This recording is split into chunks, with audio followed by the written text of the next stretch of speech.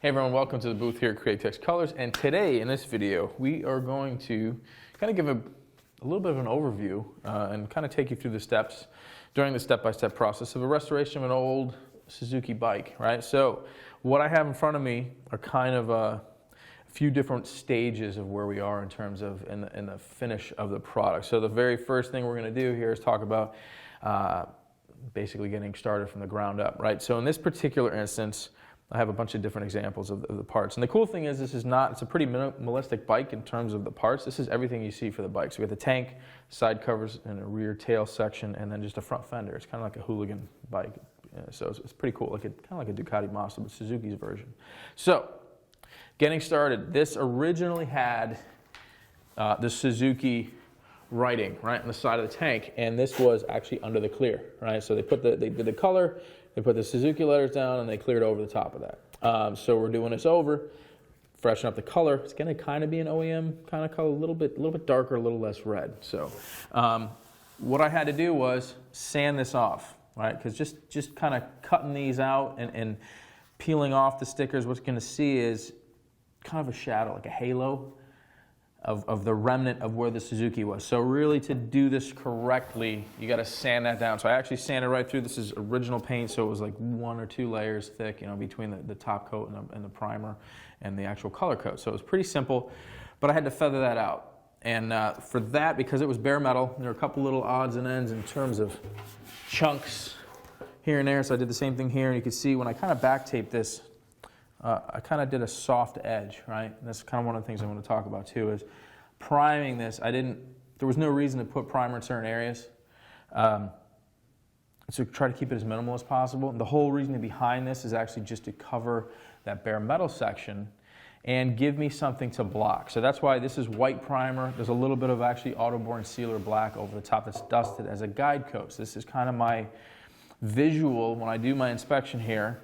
When I sand this, I can see if there's any highs or lows, right? Anything that's high, as soon as I drag a block over this, I'm going to see white right away, and anything that's low is going to stay black from that guide coat. So you can see, it's kind of your indication of you need to prime some more. If you start breaking through, the last thing I want to do is kind of bust through this epoxy primer down to bare steel. So once I get this all sanded to my liking, I can see right here there's a little bit of a dent, so I'm going to have to do a little bit of glaze there. This is going to get finished sanded about 320. And then what I'll do is, this is, at this point, back sanded, what we call back sanded.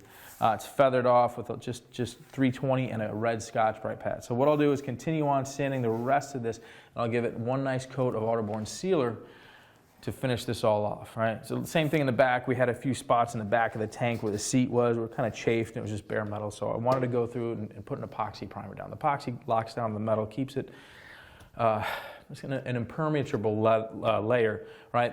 So moisture is not going to get in there.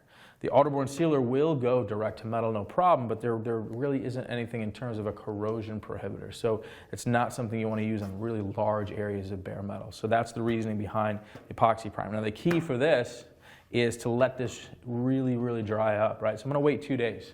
I put this down and wait in 2 days, then I'll open it up, sand it, and then at that point we'll be good to go to top coat it with our AutoBorne Sealer. So basically what's going to happen is every part of this is going to be finished in our AutoBorne Sealer gray, right? So now I have a few other examples. I have another side cover.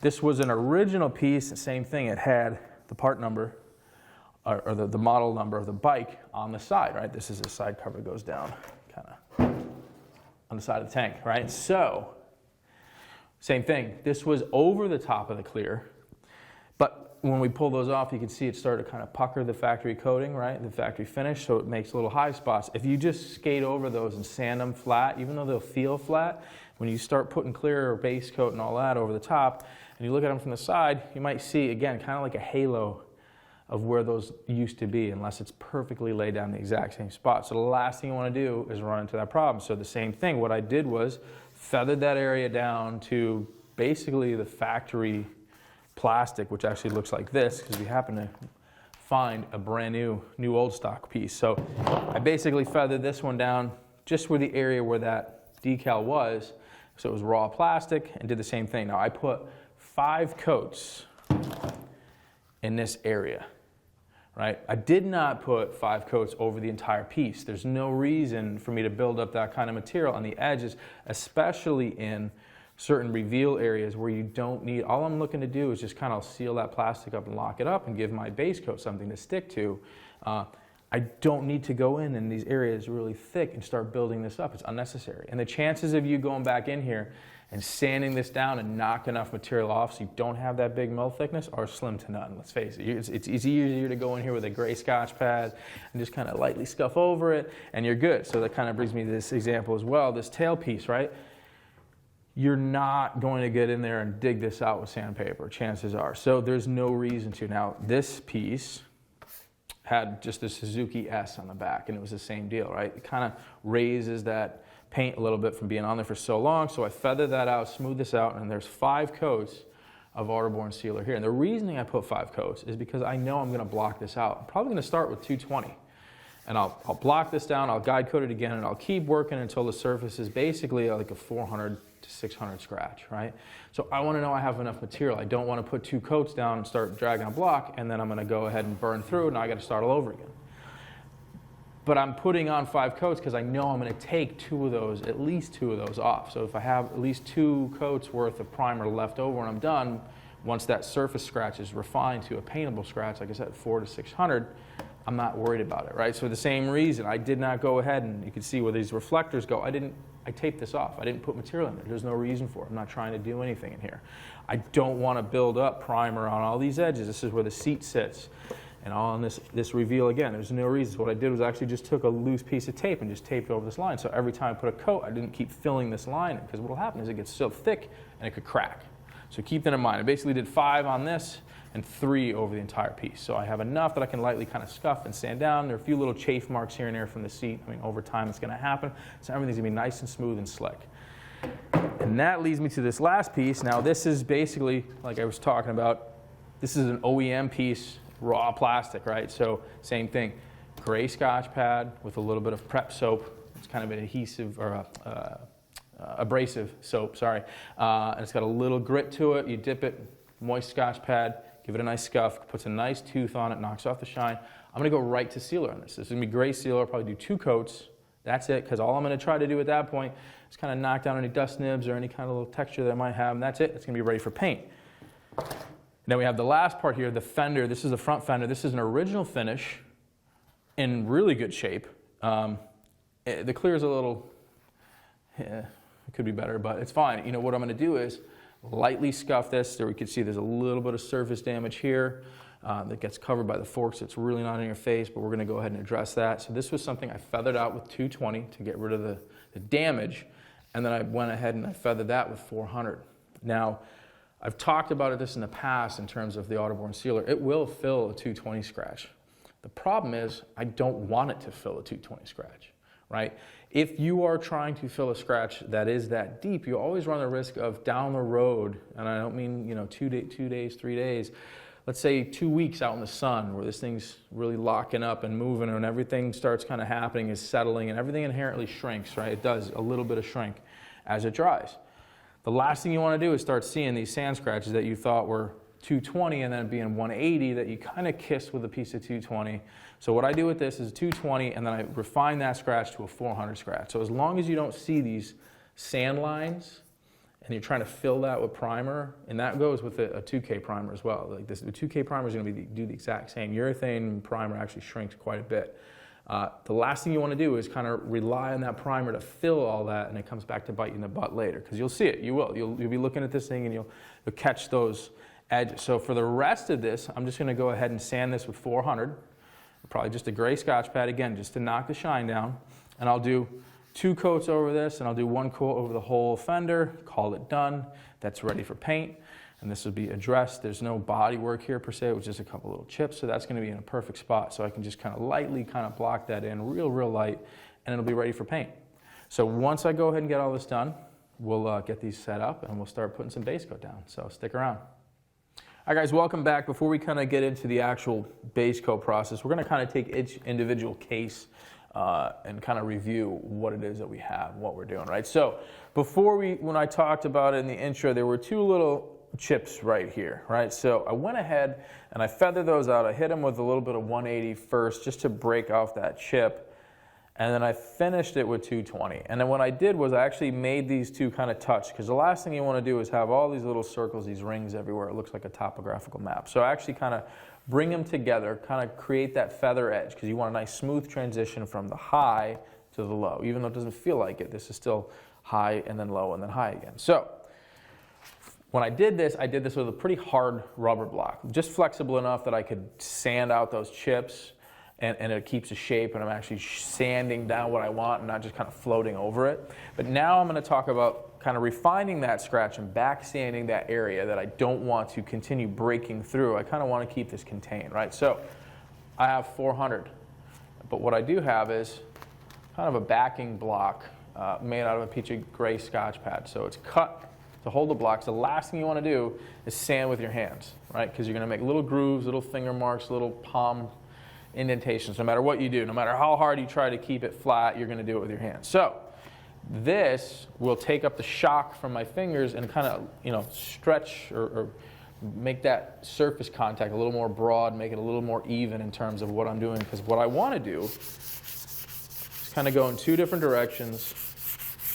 And I just want to feather off that 220 scratch on the outside and kind of just make that transition into the OEM finish. So I want it to be nice and smooth, and I'll go back kind of that crosshatch pattern, and I'll come back this way.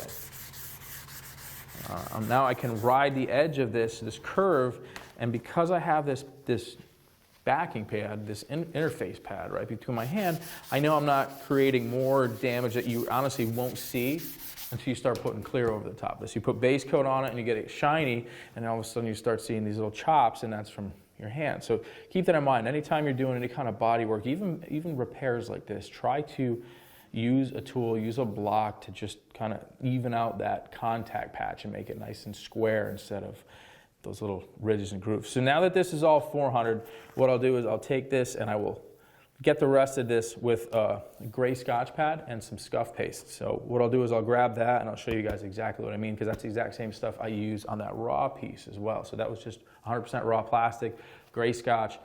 Sometimes on raw plastic, and that's the thing too, plastic is really tricky. You know, there's so many different kinds of plastic. Some are slick and oily feeling, some of them are harder. Some of them, if you're too aggressive with how you sand, you kind of open it up and you'll get some oils and all the mold release will come back out of the plastic. And if you're using a tool like a DA or a sander like that, sometimes too much speed, it kind of causes the same thing. It'll kind of like reflow almost the nylon or the olefin plastic and kind of float it to the surface. So for something like that, you want low aggressiveness. All you're trying to do is put a light tooth on there and knock the shine off. So what I'll do is I'll show you exactly what that is when we come back. Hey guys, welcome back. We're talking about scuff stuff. This is actually the name of this particular product that I use. I've done some other videos, and I think we've used this in the past and some other videos that we've done when it came to surface preparation. You don't have to use this. I've been using this stuff for a long time. We've been around for a long time in this company, Presta. And if you guys are familiar with some of the other videos we've done, that's all the compounds, the polish and the compounds that I use is from Presta. And I've had really good results. But again, using one a long time, so it's been around. You don't have to use it. This is just my personal preference. There's a couple other different companies. Sem makes one. I think it's like Sem soap. It's the same principle, right? So you get a Scotch pad. It's a little gray one, damp, not soaking wet. You basically just wipe it in here, and there's an abrasive. This looks like toothpaste, right? So there's an abrasive in here, and the nice thing is, if you're at the point where you've already, which you should have, cleaned this in terms of a solvent-based wax and grease remover first, right? So anytime you start to sand something, you want to kind of have a ritual in terms of decontaminating that product. So a little bit of soap and water, like a car wash soap works great, water to get all like the loose stuff off, and then wipe it with a pretty aggressive solvent-based wax and grease remover. And that's going to do is get rid of any wax and grease. So any kind of contamination, whether it's from road grime or the car has been waxed or the part, whatever the car, the project has any kind of a protective coating on it, typically that solvent-based is going to kind of help strip that surface, strip that wax. The last thing you want to do is have random spots of surface contamination to actually start grinding it into your finish if you're sanding it. If you're sanding that paint, and there's stuff on the surface, you run the risk of actually kind of redepositing it somewhere else on the fender or just kind of sanding it in. Now you're going to be painting over that. So start with an aggressive solvent, wax and grease remover, and once you're at this stage where this has already been cleaned and everything inside and out, it's all good, ready to go, I'm going to move, especially with plastic parts, to a water-based pre-cleaner, right? So it does the same thing, but it's water-based, and what it will do, at least on parts that are plastic or fiberglass, is kind of neutralizes the static, right? And right now, I'm using a water-based pre-cleaner. This actually has a little bit of a cleaning property in it as well, real mild. So you're doing two things at that point. Now you're kind of eliminating any kind of leftover residual dirt, mild dirt, or contamination. And now when I go after this with a water-based wax and grease remover, right? Any kind of residual stuff left over that you don't rinse away, once you're done doing this, you just wash this with water. So a hose or at your sink, whatever, just kind of a blast, and I'll just keep using the same Scotch pad until this comes clean. Now when you're using the water-based cleaner, it's the same material, right? So this is a water-based product. You're washing it with a water-based product as well. So it's not like a dissimilar material. And then once you're at this stage, there's no reason for you to have to use something extremely aggressive unless you were sanding this with like a piece of pepperoni or something like that. So once you're at this stage, that's why I'm wearing gloves. You got a lot of times we get comments when I'm doing projects here, you're like, oh, you don't have any gloves on, but that's most of the time it's just on camera and we're kind of doing it as a demo, but this is actually a piece we're gonna paint, so it is imperative for two reasons. A, you're protecting yourself first and foremost, and two, you're protecting the substrate, whatever it is that you're gonna paint your project. So I will go ahead and continue on scuffing this. I will blast it off a little bit of water, and then like I said, the last step is gonna be hitting it with a little bit of water base. In this case, it's PPG SX 394. That's their water-based. So we'll give it a wipe down, and it'll be ready for some base coat. Hi guys, welcome back. Fender is completely scuffed. You can see exactly what I mean. It's just kind of nice, kind of a satin kind of look to it. Just knocked the shine off of everywhere else, feathered out that area in the top. I can't really show it to you because I actually have this fender taped to the table. I'm not a huge fan of spraying parts on tables only because sometimes they rest on edges, the leading edges, but in this particular case I was able to prop it up, so just keep that in mind.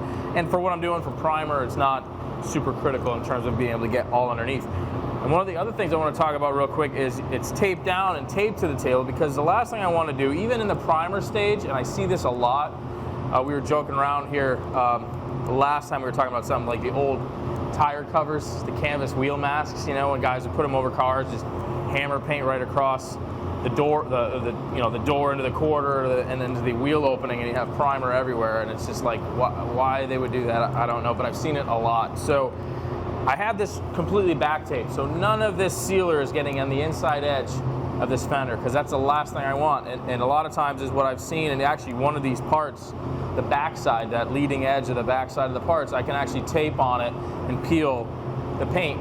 It was a refinish, obviously, and I could peel that paint right off, and that's something you don't want to have. So if you're not scuffing it, if you're not sanding it, try not to paint it, because you're just going to create more problems. The last thing I want to do is rely on all the adhesion on the outside, and this wraps around that edge, and it's stuck to paint that's not stuck to the fender, and then you go to untape it and it peels off. So just food for thought. Even though it is primer and it doesn't seem like, oh, it's not as critical as paint, the last thing you want to do is be peppering unnecessary areas with primer that you're either going to not sand, or it makes for a cleaner job. It makes your life a lot easier. So it takes 2 seconds to kind of just tape this up and get it ready. And then the other thing it's doing too is it's locking it down to this table, so I'm not going to be spraying this. I'm not going to be chasing across the booth floor. So enough about that. Primer gun, I got a 1/4 tip. This is our AutoBorne Sealer Gray. That's what I used on everything else up to this point. I'm using gray because it's kind of a neutral color in between this kind of champagne gauge color, so it's perfect. It's going to be a perfect ground coat to color key everything and be uniform. The last thing you want to do too is have 3 different colors primers for the same base coat. And even though this color covers fairly well, if I had a piece that was black primer and gray primer, there's a possibility if the 2 coats or 3 coats, it could show a little cast difference. You know, you might not see it right away, but you don't want to do that. That's kind of one of the reasons we use the sealer too, is just to even color key and everything. Ground coat's all the same. 2 coats is going to look like 2 coats. It's going to look like 2 coats across all the pieces that you're doing. So that's pretty much it. Just gave it a quick wipe down. Again, wax and grease remover at this point was water-based.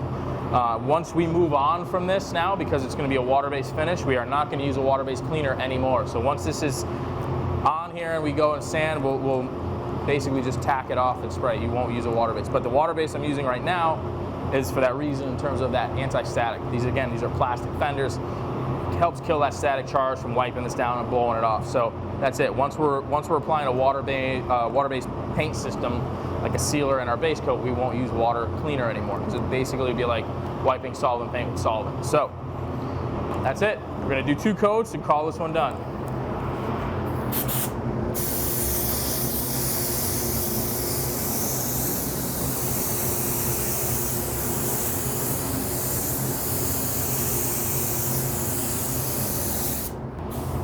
Hey guys, real quick, I wanted to touch on something while we have this in prime. You guys saw I just put that first coat down, and I applied this very much like I would a base coat or a clear coat. Just a medium wet overlap, 50%, keeping a nice wet edge from start to finish on this fender. You can actually see on this side, you guys can't see it, but it's starting to dry up now, and it has a really nice, super smooth finish to it, and that's something I want to talk about. In a lot of problems I see with primer in terms of the application.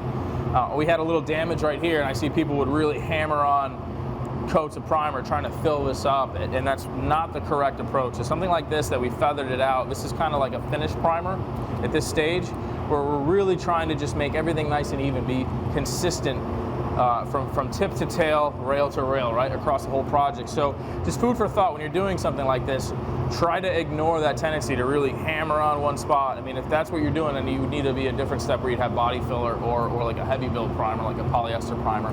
But something like this, you'll notice it when you go to sand it for 2 reasons. You know, you're not going to be fighting texture. You're going to have a lot less orange peel. It's going to lay down a lot nice smoother. And you can also run the risk of, at this stage, in applying a primer, you can create these little dents, which we refer to as paint chop, and that's kind of the unevenness of the way something was sprayed. So if you kind of came back and primed over here and just kind of spotted this in, you have those little like microscopic reveals of an edge, a paint edge, every time you have that. So you might not see it right away, but when this is something where you'd see this once it was all final cleared, and you're looking at it and you see these little chops, that's something that would happen in the primer stage, where applying the primer just like you would a base coat, just like you would your clear coat, is really crucial to having a nice even ground coat. And that's all we're trying to do, is just create that nice level surface for our base coat application, so it's like super slick and ready to roll. So you'll notice that when you're sanding, you're not going to have to sand as hard, you're not going to be losing orange peel, it's just going to be nice and slick. So just kind of keep that in mind, food for thought, when you're doing like a final prime kind of a technique like this. All right guys, we are back. The fender's all set and ready to go. We put that aside, it's drying up. And now it's time to put the last piece of the puzzle together, the sealer, and that is the tank. So I went ahead and I sanded out the epoxy primer that we had on here, just to make sure, again, there were no kind of halos from that Suzuki lettering that was on the side. And went ahead and addressed a few other little spots here and there, just from sitting around and being an old tank. There were a few little spots we wanted to address, and it looked like it did have at some point kind of a paint job on it, so we kind of feathered that back and made sure it was all nice and good. And at that point we determined everything else in terms of the factory finish is stuck very well, so there's no reason to strip this, only where we had an issue with the letters and any place there were little defects. So this is all sanded with 320 DA. So I went ahead and sanded with 320 DA, and I'm going to apply 2 coats of our AutoBorne Sealer Gray, so it's going to give us a nice uniform finish. Everything will be the same color, and basically this is what it looks like. So this is going to be 2 coats, and when this is all dry, we'll see you guys in a bit, and we'll start putting some color coat on.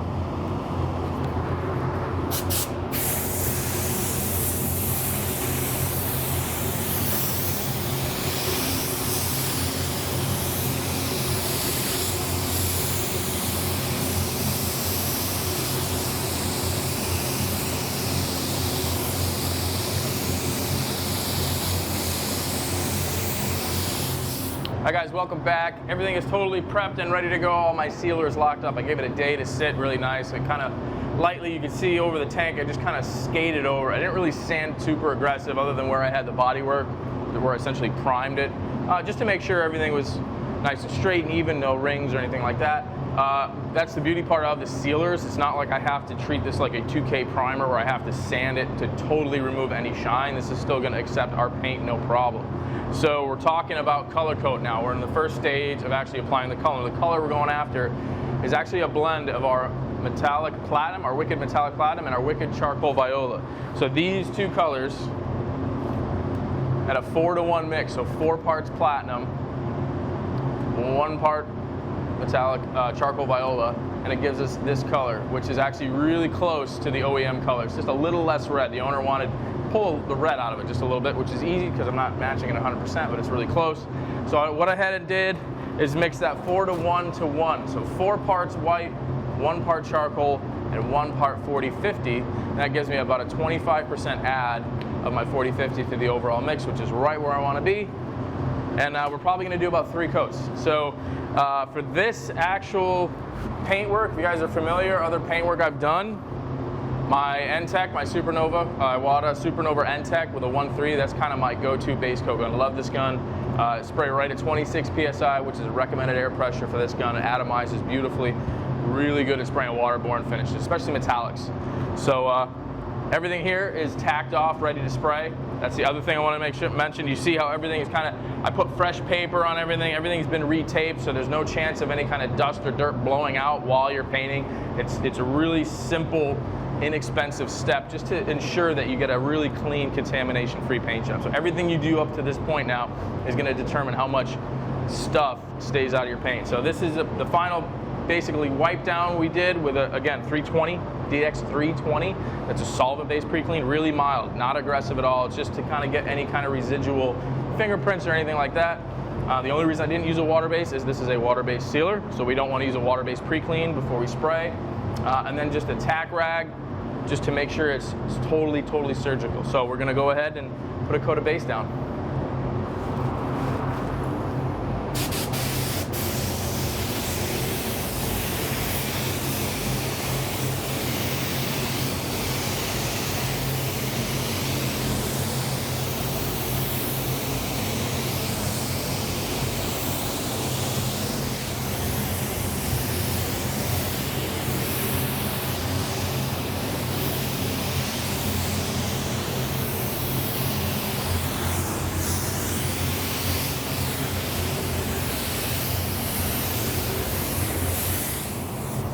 All right, this is the last portion of this.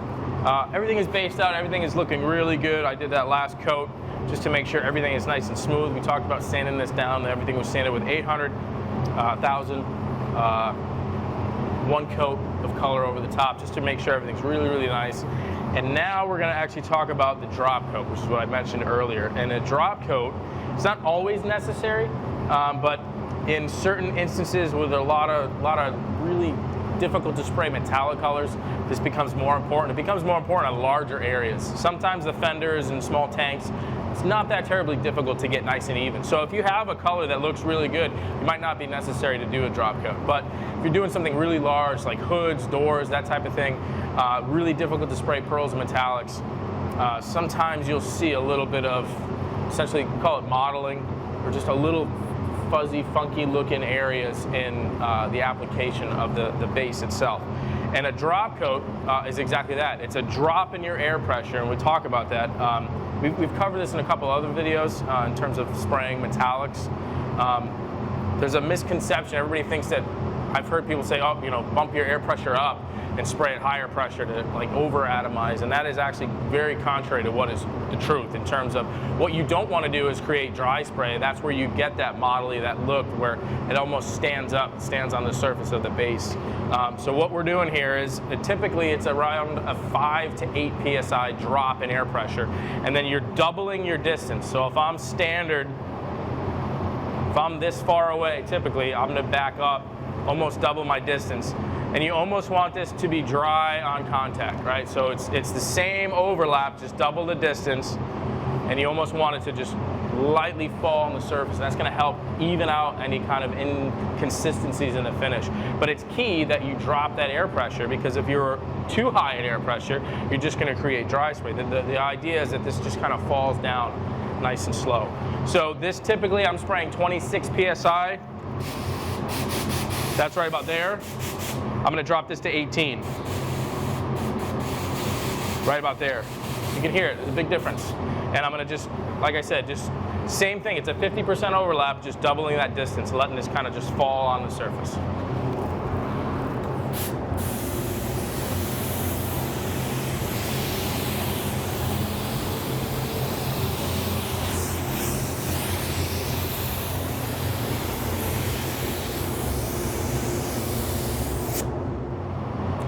right, guys, welcome back, and this is the last step, the end-all be-all to this project, and that's the application of the top coat. For this, we because it's an automotive type of application, we're always going to recommend a 2K urethane top coat. So this is actually a clear coat from our friends over at American Icon Finishes. They have a really nice top coat. It's a 2-to-1 mix. It works extremely well over our paint. I've tested it, I've tried it. We actually sprayed it some of the classes that we've had, and everybody had really good feedback for it. So it's a really good quality product. We always get questions about that. So if I'm not recommending PPG, I feel comfortable recommending the American Icon. So the last thing I want to touch on real quick before we actually get started in the application is the dry time. So we broke off.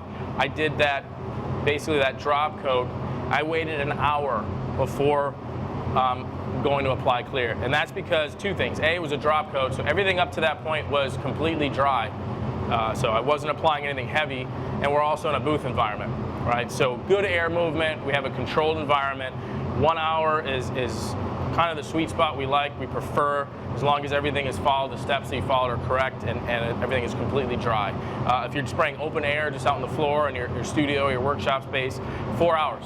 4 hours, and that again is all kind of dependent on humidity and temperature as well, but that's kind of 70% or 70 degrees, sorry, 70 degrees and relative humidity right around 50 to 55%. So you want that big difference. So obviously if you're spraying in conditions that are outside of that, you kind of have to just make your own assumptions and you're basically change your recommendations or our recommendations based on your environment that you're spraying in. But again, booth environment in here at 1 hour is totally good. Everything is completely dry.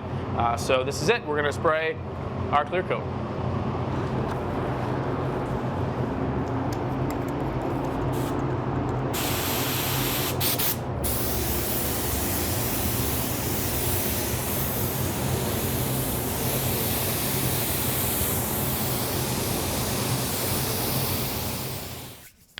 All right, guys, welcome back. That wraps this project up. Basically, we did 3 coats. We broke off on my first coat of clear. We did 3 coats of clear over the top of all of these, and it's looking really good, pretty slick, really happy with it. Came out really clean.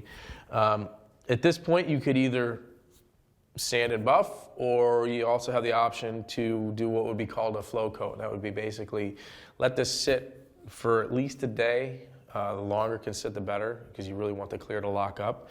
And then you would knock this down with about 600 wet and flatten all your surfaces and basically come back and apply 2 more coats of clear. And that'll really, clear on clear always comes out super clean, super slick. You'll actually get less texture that way as well.